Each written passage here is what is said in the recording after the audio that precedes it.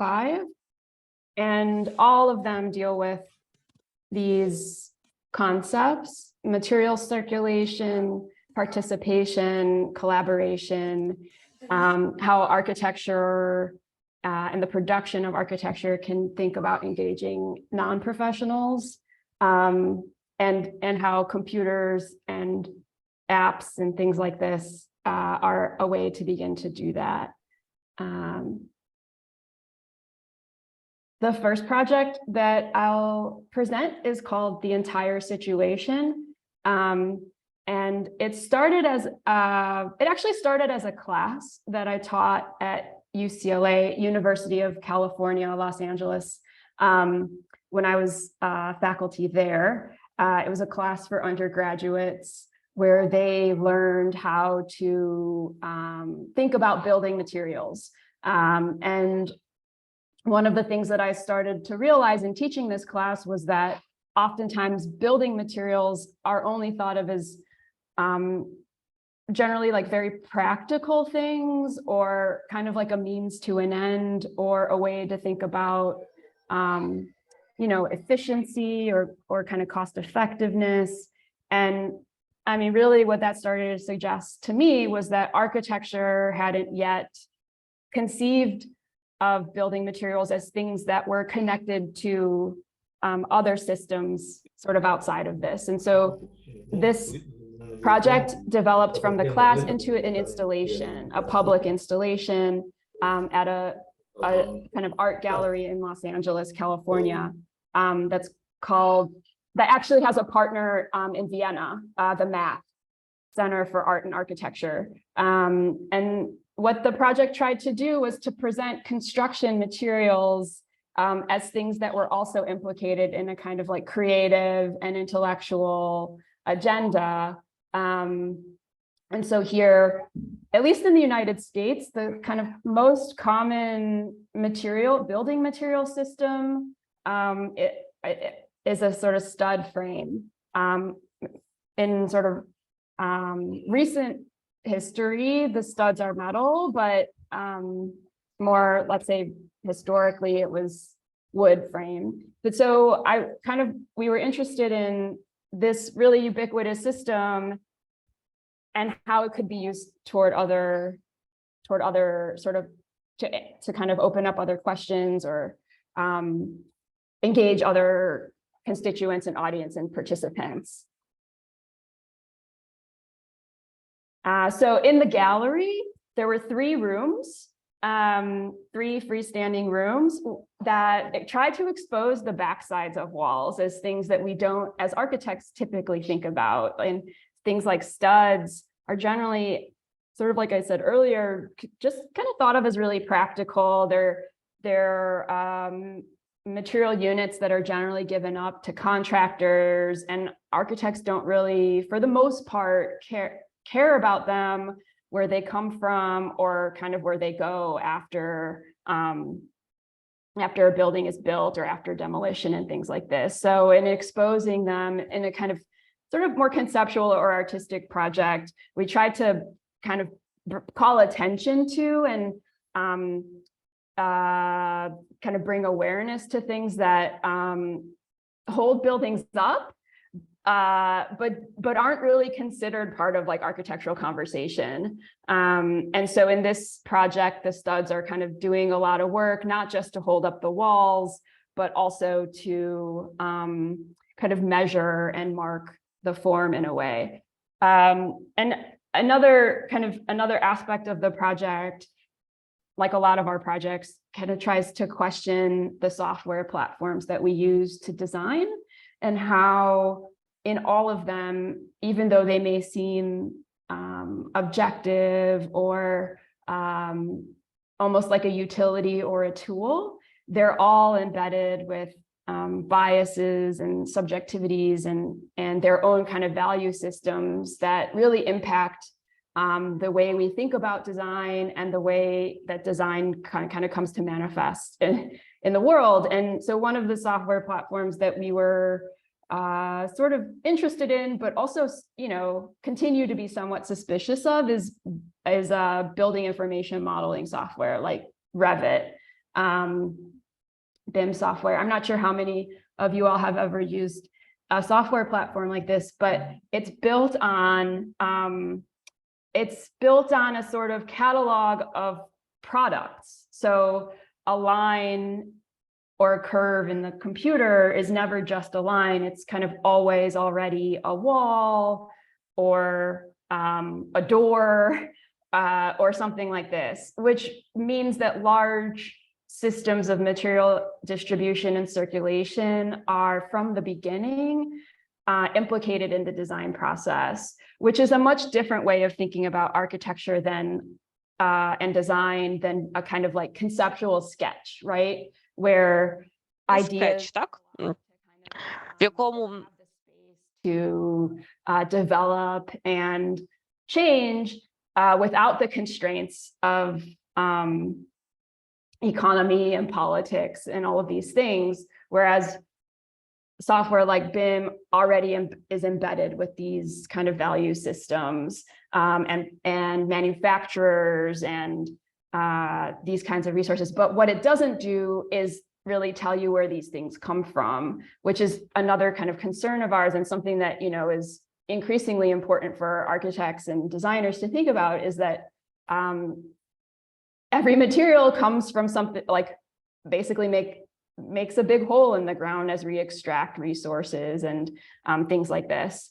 So what this project tried to do was look at these software systems really kind of specifically and kind of look at the gaps or kind of gains and losses that occur along the path between like a conceived idea and a built thing. And also really think about the sort of kind of spatial experience of these, you know, funny, squiggly little things we were designing that really tried to present problems for the software and push this very rigid software system to its limits, but also create a kind of interesting spatial experience for visitors to the gallery and ask them to see things that they might not already like see.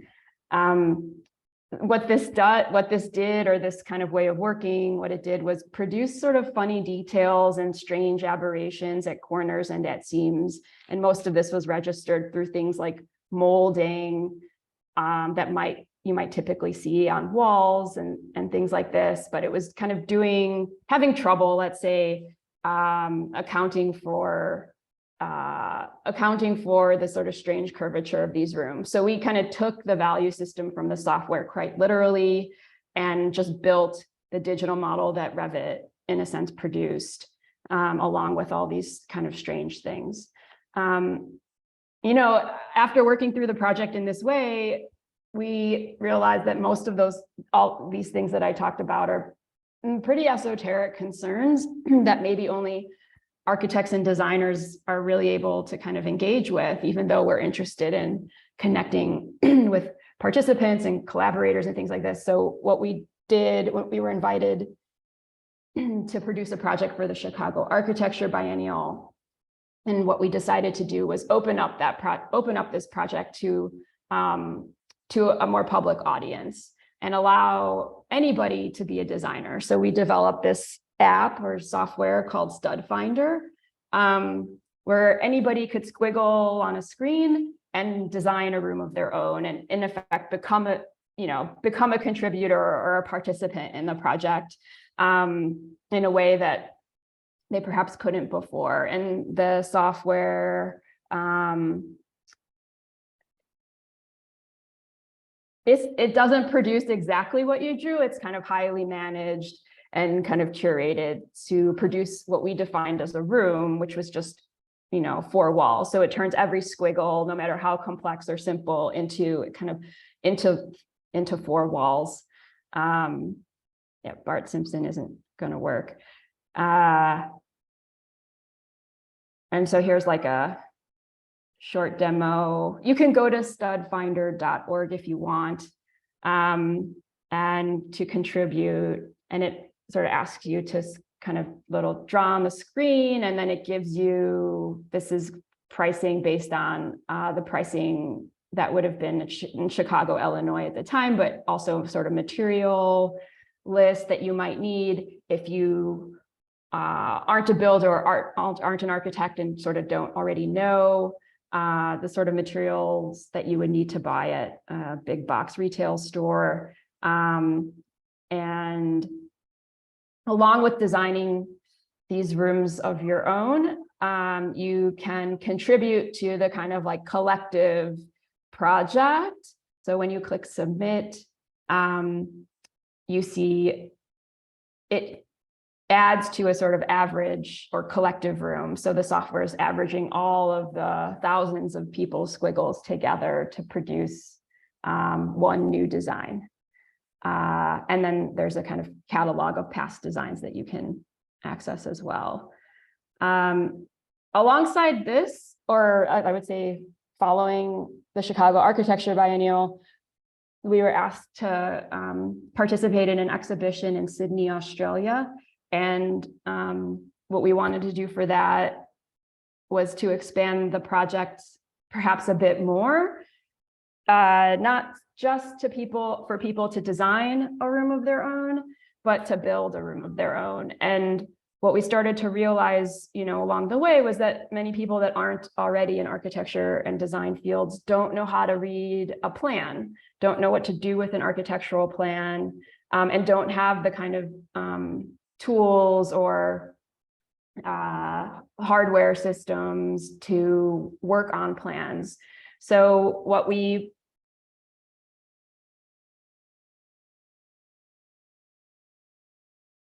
did for this project was think through what plan making meant. And anytime anybody contributed a room that they designed, this app Stud Finder would turn it into a series of 8.5 by 11 pieces of paper that could be kind of printed on anybody's printer if they have one at home, or A4 sheets.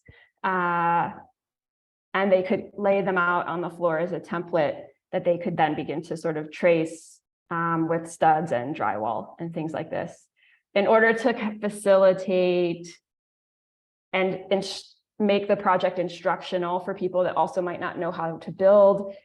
The downloads come with a series of animations that show you how to frame a wall or hang drywall or tape joints and mud screw holes. In the United States, drywall or gypsum board is a pretty ubiquitous materials system that's part of the stud frame system, gives it rigidity and all of these kinds of things. But it also is one of the heaviest contributors to construction waste, to the kind of construction waste crisis. And because of the fact that it gets painted or gets all these sort of like treatments to it, it's very difficult to recycle it in a way, because it's been coated and covered and can't be extracted from a building and then recirculated. So these issues of production and material resources, but also this kind of life cycle of buildings is something that we've been really interested in thinking through recently.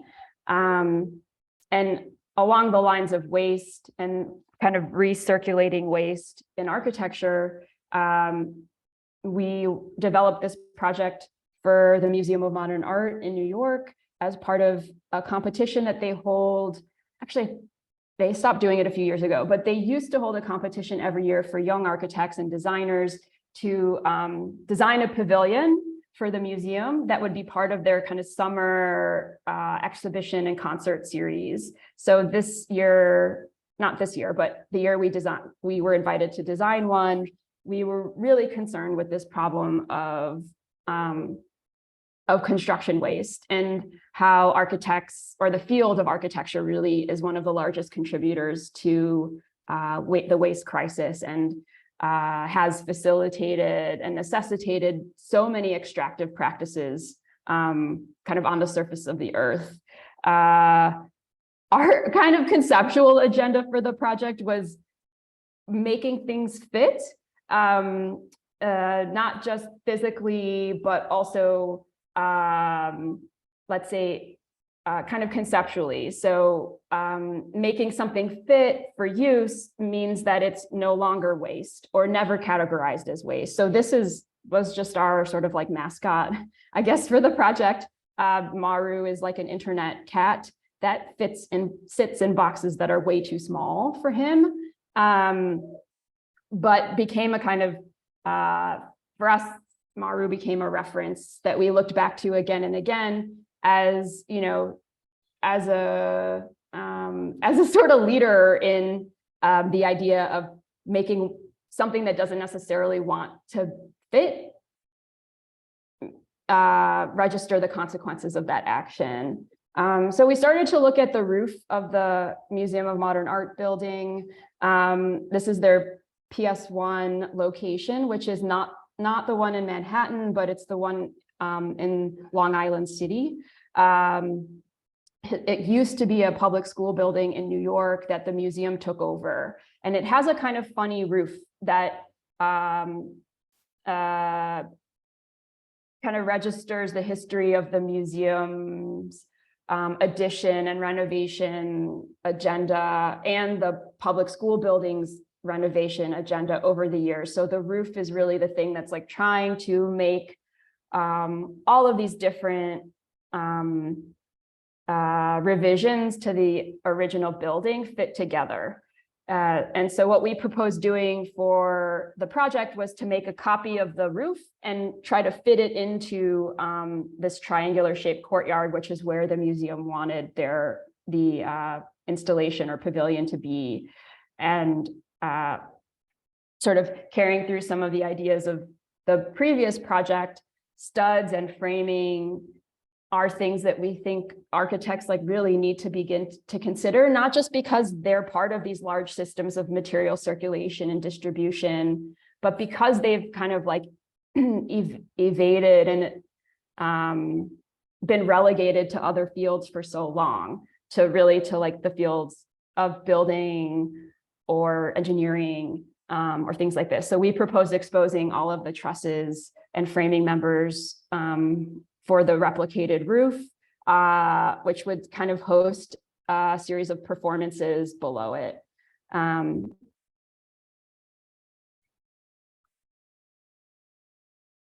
one of the things that became important to us was staging this process of construction so that it wasn't just a final built thing in the courtyard, but actually sort of came to be over the course of the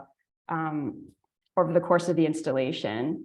So construction and deconstruction and how that would happen, how we would kind of mobilize it and how we would make available to, or how we would, again, like engage people that weren't builders or weren't architects in the kind of production of the project became really important to us. So what we did was we developed this little app called Making Fit, where it was to be an iPhone app, where everybody that was going to be on the job site, from experts to non-experts, would log in and be able to kind of track the material cuts that they were making to the project, to be able to track their sort of like construction contribution. And what that did was it allowed things like offcuts and odd-shaped pieces to then be able to be reused again in the project in a kind of zero waste approach, so that we didn't end up with the big dumpster full of scraps at the end,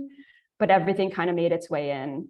And this required us to kind of think about the fact that when you're building with waste or offcuts, things might look a little bit different. So roofs and dormers might need extra patching or extra support. Connections might not be standard kinds of connections.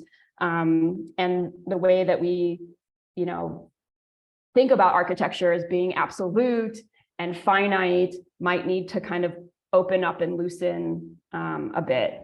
Alongside this, we also proposed another way to think about fitness for the museum, to bring in or to be the site of hosting a series of like summer fitness programming on this kind of new dance deck. So yoga, ballet, things like that. And the kind of like really thinking about how various forms of bodily movement and conditioning and support for the body go hand in hand with supporting buildings and our environment in a way. So as a kind of side research project that I've been working on with students at Princeton, where I teach, we've really been thinking about what all of this material circulating and moving around the world does, and how things that come out of the ground, like our resources, our natural resources, get abstracted and turned into products for architecture. So trees, for example, get put through a milling process or cutting process that turns them into rectangles to use on a building site. And that is a form of abstraction that denatures things and devalues them in a way. It standardizes them and makes it more likely that one stud that's reliable will be the same as another, but it takes away kind of all of the, let's say, all of the environmental links that tree had with the ground and with the rest of its ecosystem. So turning natural things into products, which is what architecture does in the kind of like extractive worldview, is something that's become something we're trying to work against. And studs are things that, wood studs in this case, are things that show up on dump sites or at waste sites more often than perhaps any other material. So this is a photo from a construction waste site that's not far from where I live. And most of the materials there are wood studs. They, because they hide behind the surface of a wall, they're more prone to rot and to rotting to a degree where they're not salvageable anymore. And because they've been denatured and devalued so much, even studs that weren't used on construction sites are just sort of extra, they still go to the waste. They still go to the dump just because they're seen as, I don't know, just less, they're seen as being more expensive to reuse than to kind of just throw away.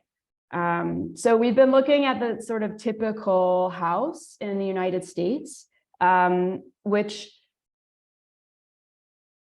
most are, like I said earlier, wood frame construction, and existing homes are the sort of largest sink of wood in the United States right now. So much so that, like, to the extent that in the recent history of the United States, the sort of building sector logged and decimated most of our forests to the point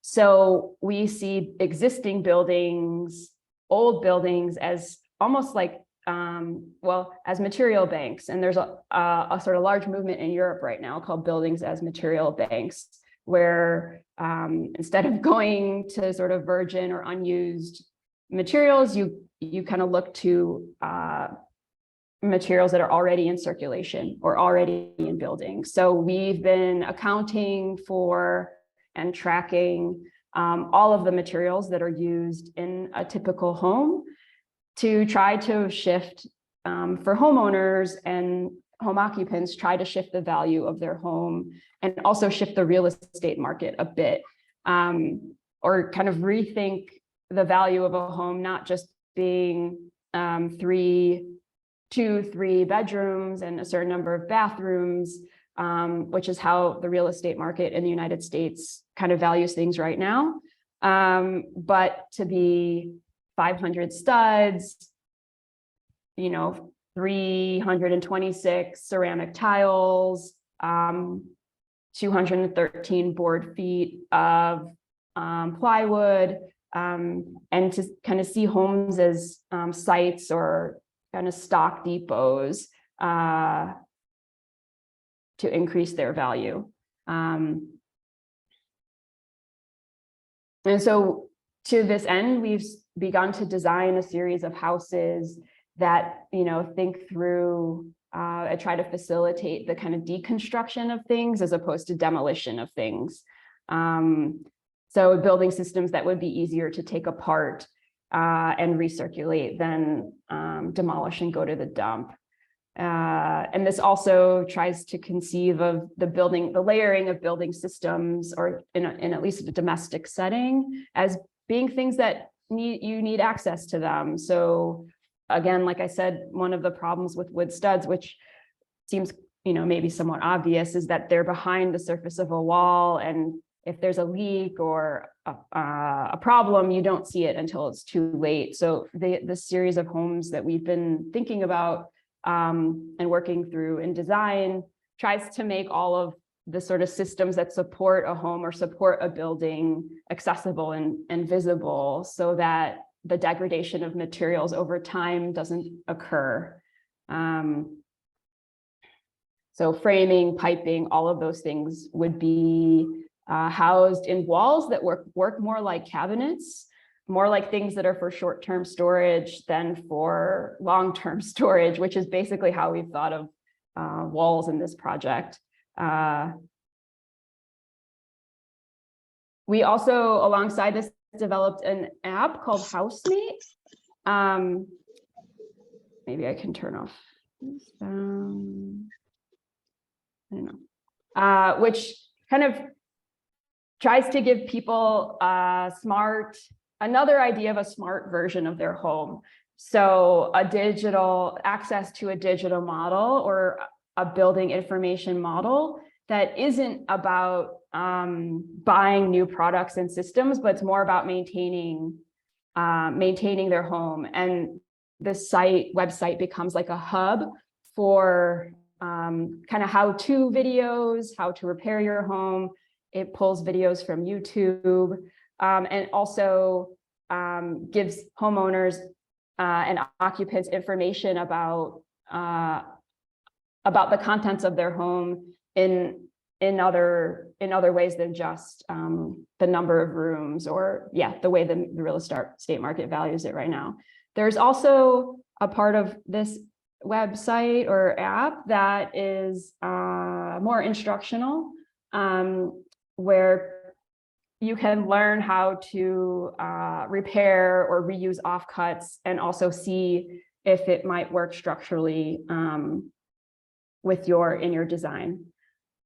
So this part, this is just a shed for the home,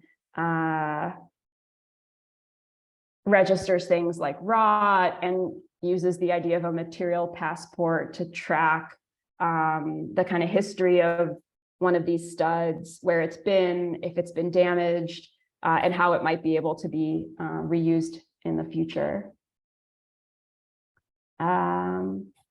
This is the last project I'll show. It's called Props, and it started out as a project that really tried to think through this ubiquity of domestic objects like doorstops and bookends and things like this, things that, again, people don't typically pay attention to, but that are opportunities for design. So these are terrazzo objects. And we started to realize that terrazzo, which is, at its most basic level, I'm sure some of you already know what it is or have seen it. It's almost like a kind of ground or polished concrete, but it's really, really durable. And its surface pattern is quite beautiful, but the process of producing terrazzo is quite guarded, in the sense that there aren't these instructional videos online for it, or it's not something that the sort of average consumer could produce on their own without a lot of knowledge or experience or labor. And so we wanted to sort of insert ourselves in between the inaccessible or unknown world of, and difficult sort of world of making terrazzo, and the consumer side of things, which really we began to see a lot of people, particularly in Los Angeles at the time, wanting terrazzo in their homes, or it's showing up in buildings more and more often.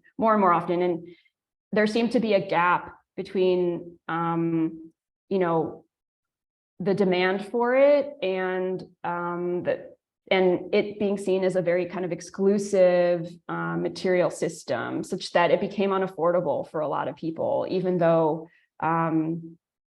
it's, you know, one of the oldest forms of sort of surface treatment that we have today. So we sort of learned how to make it in our studios when we lived in Los Angeles, and began to make products for the home, like bookends and doorstops. That's Ian. We're making these terrazzo objects, and we distributed them at bookstores and art fairs and things like this, and just tried to make it something that like everybody could kind of have a piece of, even if they didn't have access to the sort of large sector of the building industry that made it unattainable for a lot of people. And it came in 6 shapes. There's 5 here that kind of did different things. There was no specific way to use them, but they could be just decoration, or they could be utilitarian things. And then we also made an app, another app that would allow people to choose or design their own kind of like composition, color composition. So you could choose the cement color, you could choose the aggregate colors or materials. Most of the time it's Portland cement with marble and glass. It's also common that resin would be the matrix. But it tried to make these sort of objects something that people felt like they could get their hands on, that this material wasn't, just for this sort of like exclusive or elite or very, very large corporations that have it in their buildings. That's it. That's all of the work I'll show today. Great, thank you so much, Erin. It was rather interesting to listen to all your experience. Thank you for sharing it with us. I think we have enough time for questions.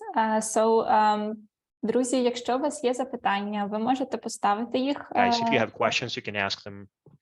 Так, можете українською, можете англійською. Yeah, you can do that in Ukrainian or English, whatever you like. Зручному для вас. Так, тому можемо почекати. So, yeah, we can wait. I'm not sure. Can you hear me properly because I'm having a noise on the background? Так, чути прекрасно, Наталя. Okay, I kind of have a question about the tech part. Who's doing like a technical IT behind all of the programs you've made? So there's a bunch of different people. That's a great question. Ian is a web designer, and so he does a lot of that. And then we also, for the more computationally intensive projects, we work with external web developers. So the first stud finder was developed by a web developer and computational designer named Satoru Sugihara, who went to architecture school, but is now more in between, went to architecture school and also studied computer science, but is now more in the world of like developing his own software and extensions to other software like processing and things like this. And then Housemate is being developed by one of my students who is interested in architecture, but also in web development. And so he graduated, his name's Daniel Maslin, and he graduated 2 years ago from Princeton, but now works in Vienna. and still does work with me on the side of his real job, I guess. Yeah, but I think more and more, you know, we're seeing that people are interested in, you know, ways that architects can design things for other people to design things with. And that software doesn't have to be so, number one, so like so robust. Like we can make small apps that do really specific things that are also fun, but also produce interesting designs and also allow people that might not be in architecture and design a kind of another way into the projects.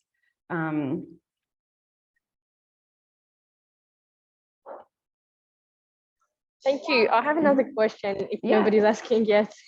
I'm kind of curious about the first app you showed us for like student find or something like this. Stud Finder, yeah. Yeah, where people draw. What was the purpose on that exhibition? To show people that they can actually build from anything or any shape?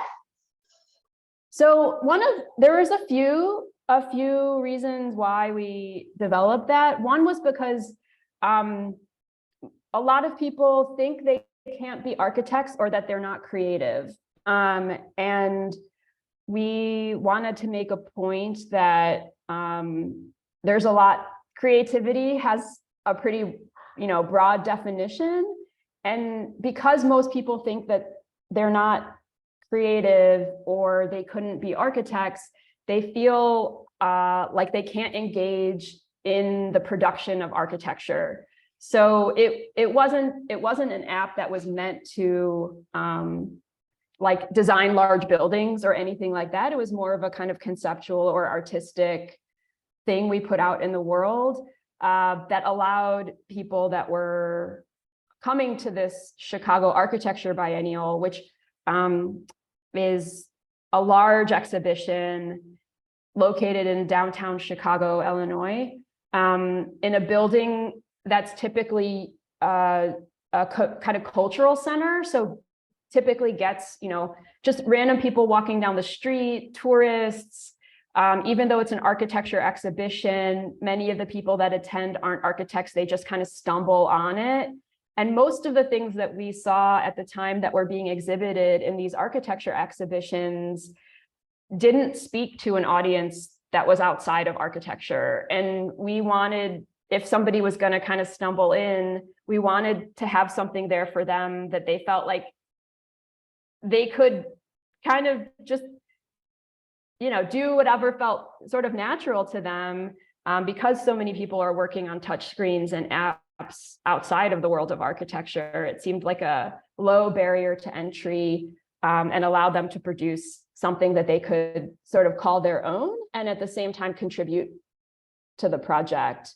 I guess the hope would be that, you know, that could work on a much bigger scale for the design of a house with a client or something, or the design of a community center for kids or something like that. But that small version wasn't, it wasn't, you know, it could only make a little room, sort of funny shaped room.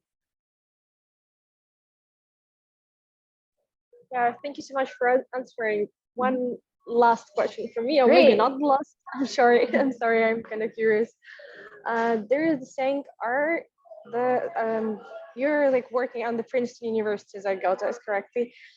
Is there any research projects or research works which are already like working on a new software architecture field, like which is possible to read somewhere, or maybe, you know, how did people come up with this ideas? I'm just curious of the process. How did they design? You mean, how do we come up with the ideas for the software, or? In general, like how do you come up with these ideas? And I'm curious, like, is there any, I don't know, sort of, if you applied for this exhibition, you probably have some explanation or some brainstorming and etc. And I'm just curious how the processes look like in the team. That's a good question. So oftentimes our projects build on one another.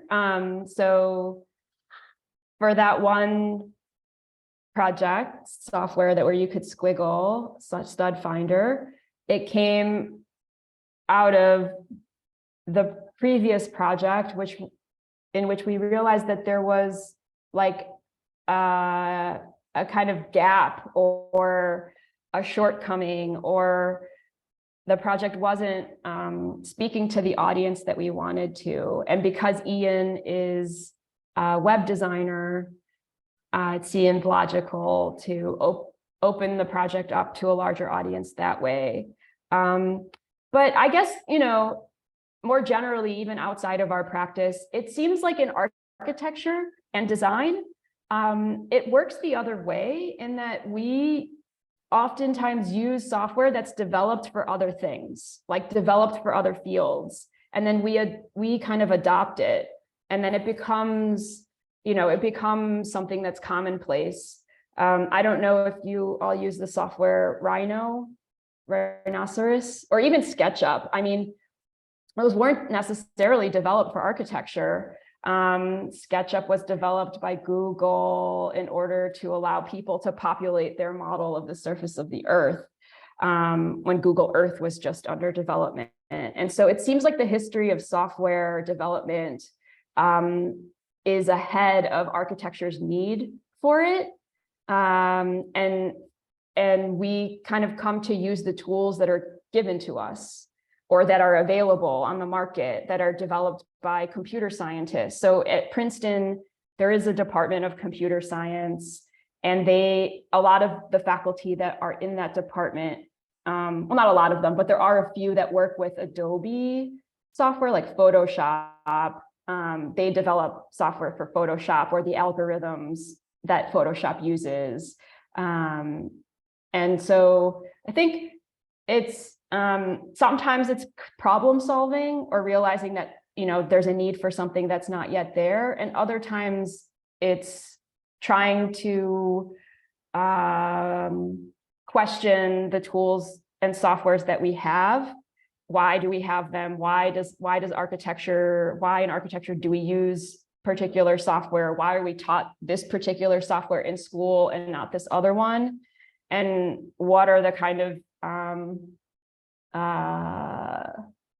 like tendencies or biases of that software? And how can we begin to create something new that doesn't have those tendencies or biases, or doesn't have that barrier to entry? Like some of the softwares we use are really, really complicated, right? Like it takes weeks or months to learn them well. And then, and we're interested in people that don't have that training being able to, you know, come to something with the same confidence and ingenuity that they would if they just like picked up their iPhone and started using some app they downloaded. So I guess we think that architecture should be more like an iPhone or something, I don't know, or design should be more accessible to people, and shouldn't, you know, you shouldn't have to pay hundreds of dollars to download a software, and you shouldn't have to spend weeks learning something in order to feel like you're contributing or you're a participant, or your ideas are valued in a way. Yeah, thank you. And have you thought about like IE using and doing architecture instead of architects? Because like you probably saw that there are new like drawings made by IE. About made by what? Oh, made by the artificial intelligence. Yeah, artificial intelligence. Yeah. I haven't used it that much, but I think it's interesting. And it's funny to actually, like right now, to hear some of my friends and colleagues, they get very upset, you know, because it's faster and more interesting and has a lot of depth. And but they say it's not, you know, it's not design. It's just it's something else, or it can't replace architects. It can't replace architecture, because architects have something that's indescribable that we bring to a project. And that's why people want to hire architects and not use the AI thing. And I mean, I guess, you know, I'm of two minds about that. Like, I think there's value in both the AI and for sure in like professional architects. I don't think AI is going to replace us or can do something much better, but I do think there's value in understanding it and looking at it and thinking about why people are drawn to it or kind of why it's so compelling. I know I feel like a few months ago on Instagram, people were testing it out and everybody was posting on Instagram all the things they were making with that one AI, what is it called? There's one that like everybody was using. Anyway, and people were posting as if it was like their own work or something. But that sort of died down. So I don't know where that's going. I mean, it's also the same question with this new chat GPT. And everybody in academia is worried that, well, now students don't need to write their own essays because chat GPT can just write them for us. So why would anybody go to school to begin with if chat GPT knows everything? I think it'll settle. It's just, I think it's a new, it seems like every time there's a new, I don't know if technology is the right word, but like a new kind of like paradigm and some tool that's out there, sort of a paradigm shift in the way that things are produced. It takes a bit of time to kind of come to terms with it. I mean, it's almost like the generational response to iPhones in the beginning or any kind of phone. Like my parents were like, I could never, that's just some new technology. Like I would never use that. And now they have, you know, they have it, or like for a while they couldn't, my parents couldn't figure out how to email. So I think it just, you know, takes a little while. I remember in architecture, when I was in architecture school, everybody was still drawing by hand. And so it's the kind of shift to computer, working on the computer being more mainstream is pretty recent, right? Like it didn't happen so long ago. This like students I have now, actually, there's one faculty member that I work with that still teaches students how to draw by hand. But most of the students aren't learning that. And it's strange to them that like we ever did that was common. And the moment that like, it seemed like the computer was going to be something that everybody had access to, or not everybody, but, you know, was more accessible, was the common sort of platform for production in architecture. There was a lot of resistance to it too. Like a lot of architects said, particularly architects of a certain generation said, oh, I'm going to lose creativity. Like I need I need my pen or I need my pencil. And that's how I'm creative. And the computer is going to kill drawings. There was even a big symposium called Is Drawing Dead? To like look at talk about whether the computer was, you know, making people less creative or something like that. So I think AI is an interesting, and the sort of power of it and speed of it is a kind of interesting thing to consider, but I don't think it's going to like replace, it might shift things a bit, but I don't think it's going to replace what we do. Yeah, thank you so much. Sorry for taking so much time with questions. No, those are great questions. Yeah, for sure. So we have some question in chat. I guess one is in English. You can read it, or I can say it out loud, how it would be better for you. Tips for ideas for software that can help Ukraine in the restoration of urban architecture. Yep. You know, I don't know that software is gonna be the answer to the restoration of urban architecture. I think it's people and like the value systems that people bring to restorative projects. I mean things like, you know, scanning and photogrammetry might help to capture things in the moment.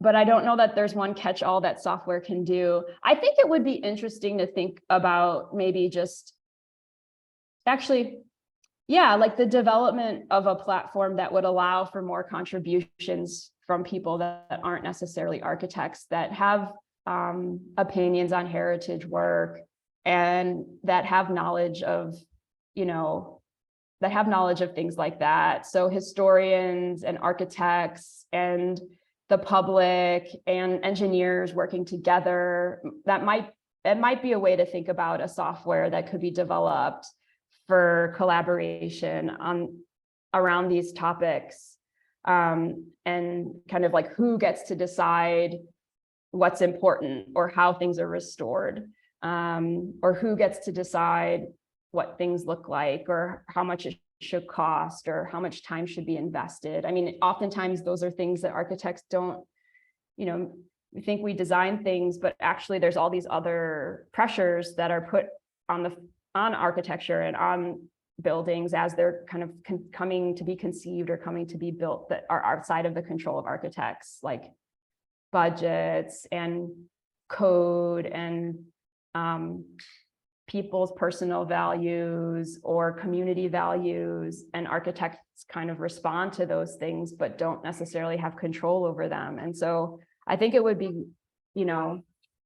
great to think about how, if software is of interest to you all, like how it is something that so many people have experience with using today, and that it can be a site that brings people together. And I don't know that there's something out there that exists right now. I mean, BIM, like Revit, building information modeling, is really complex and difficult to learn. I'm sure some of you know how to use that kind of software, but what it promised in the beginning was a kind of collaborative platform. Like it was called a participatory software when it was first being developed, that would allow architects and engineers and contractors to work on a digital model together, sort of live update, almost like a Google Doc version of a digital model. And it seems like what's missing from that model is the ability for people that aren't architects and engineers to contribute. So like, yeah, I guess I would wonder, what AutoCAD could do to expand their sort of software suite to include something that's more accessible to people, or what computer scientists could do to kind of open those platforms up so that people could sketch out ideas and have them be realized. I mean, maybe AI is a way to do that, right? Like give it a prompt and it's a quick way to visualize things that are produce pretty compelling imagery, and just be able to say, yeah, that's what I'm talking about, or not. And also images, I think, are also something to consider. I mean, it doesn't just have to be software, but images are pretty powerful and compelling and convincing.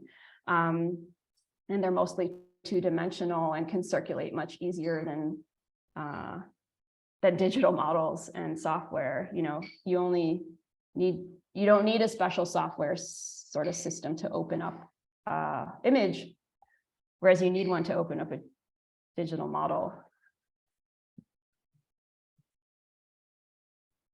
I don't think that answered your question in a satisfying way, but I do think that thinking about forms of collaboration and how the platforms that we work on, or the softwares we work on, or the image making tools that we use can be made a bit more collaborative than they are right now.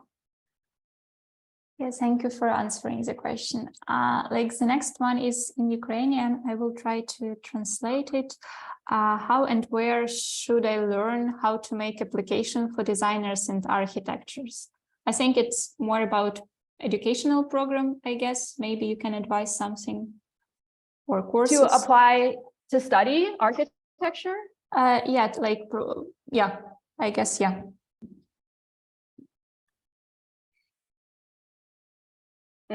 So there's, that's a great question. There are some educational institutions, at least in the United States, that are better about that than others. where the departments of like computer science and design or architecture are closer. And actually the relationship between those departments aren't so far apart. So at Ohio State, for example, which is where a computer scientist named Chris Yesios taught like 30 years ago. There's a kind of history in that department of architects and computer scientists working together to develop things. And like MIT has a lot of support for that. Massachusetts Institute of Technology, SCI-Arc, Southern California Institute of Architecture, which is where I went to grad school, does a lot of work to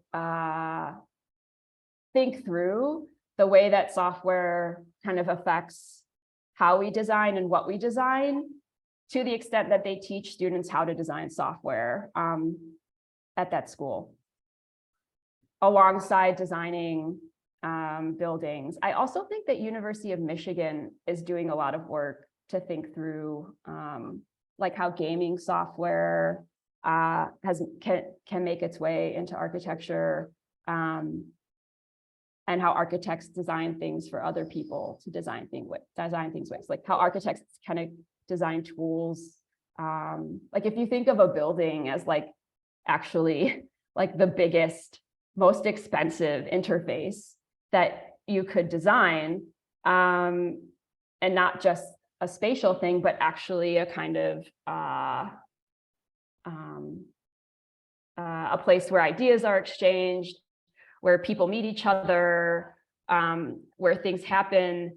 There's a way to then conceive of software as also something that's like equally open to architects to design, because it's another kind of interface. Okay, thanks. I think, Liz, you can ask your question. Yeah, thank you.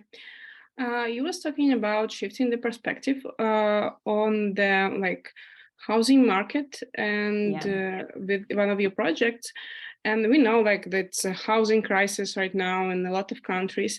Mm-hmm. And how do you think the perspective supposed to shift so this houses crisis could be solvable? Yeah. So I don't have that much experience in the real estate market, but one thing that seems to be a big problem in many cities in the United States, and it's probably extensible to cities in other parts of the world, is that where you live begins to define so many things about your life. So school system, how much property you own also relates to where you live because of the way that zoning works in a certain location. Class, which is a really big thing in the United States, like income level, the sort of history of the United States of racial segregation still is very, very sort of prevalent today. And so if location is one of the biggest driving factors of the real estate market, which makes like a 2,000 square foot, I don't know how many square meters that is, house in a suburb of Chicago, Illinois cost $100,000, and a 2,000 square foot house in a suburb of Los Angeles costs $2 million. Really, location for the same like square footage becomes the driving factor. So if we don't think about the real estate market in the same way, and we really just think about the components and the value of the sort of components in the home as being something that's more stable across locations, then I think things can begin to shift in terms of affordability, and allow for more mobility from one place to another, allow for education. I mean, that's another thing. I don't know how it is in Ukraine, but in the United States, where you live determines how much property tax you pay, and property taxes fund public education in your area.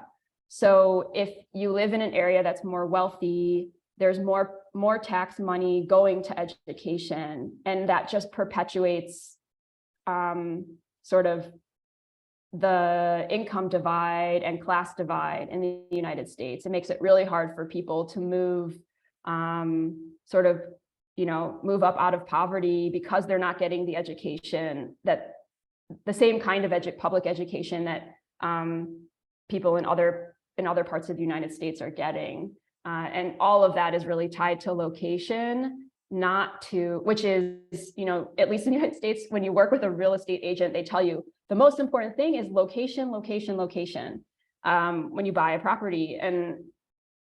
But somehow that's also the most problematic thing, right?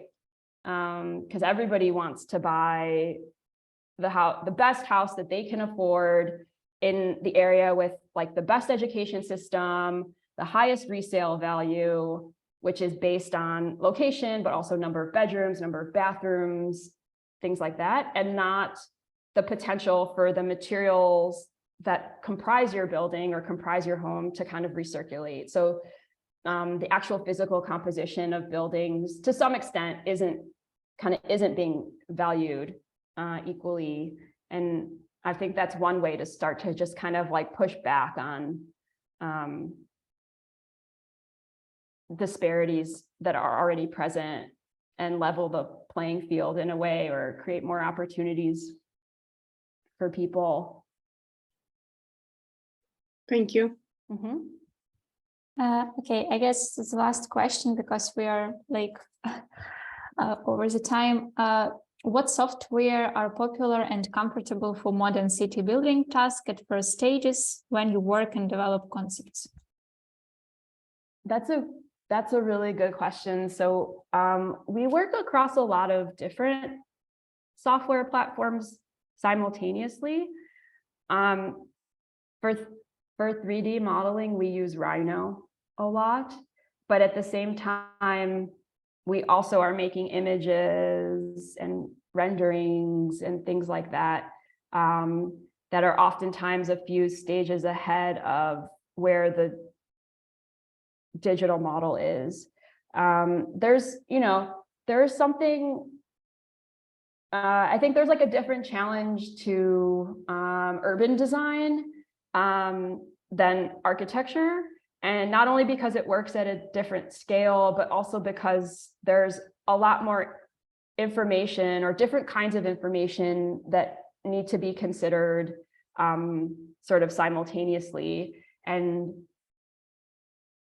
most of the software platforms that we work with, not just us, but like everybody, reasons why one is more successful or more used over another is probably because of what it's like, the one thing it's really good at, but that makes it not so good at all of these other things, whatever they might be that you don't use it for. And so I think it's important to not just get stuck in one software or in producing one kind of visualization of an idea, but to work across different sort of forms of communication.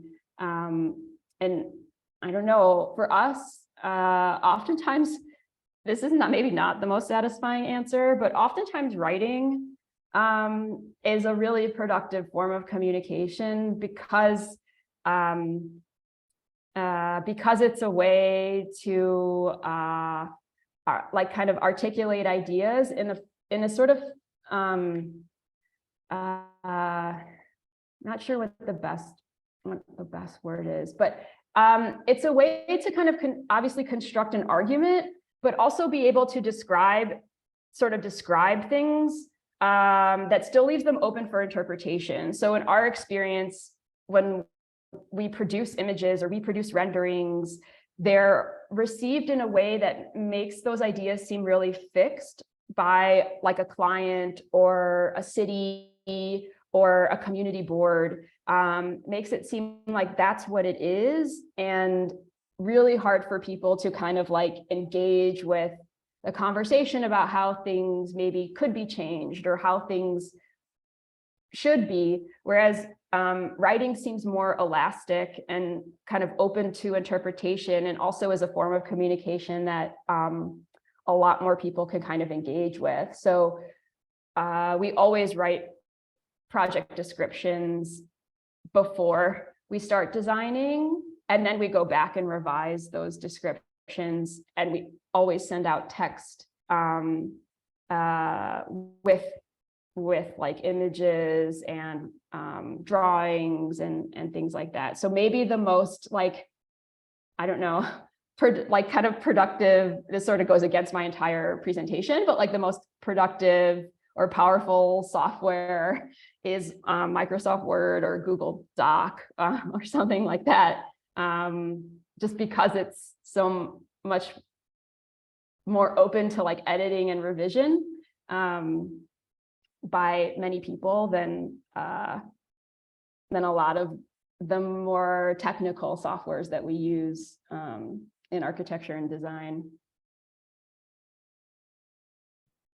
Okay, thank you so much. I think that's all for the questions. It was the last one. Erinn, thank you again very much for your time, for dedicating us your time, and for providing us so great lecture. So I believe the students after your lecture become more eager to learn this topic by themselves as well, and hope we can make more lectures with you in the following future. So thank you so much. Yeah, thank you so much for inviting me. I would also just say that just if you are interested in learning these kinds of softwares, like I said, my student,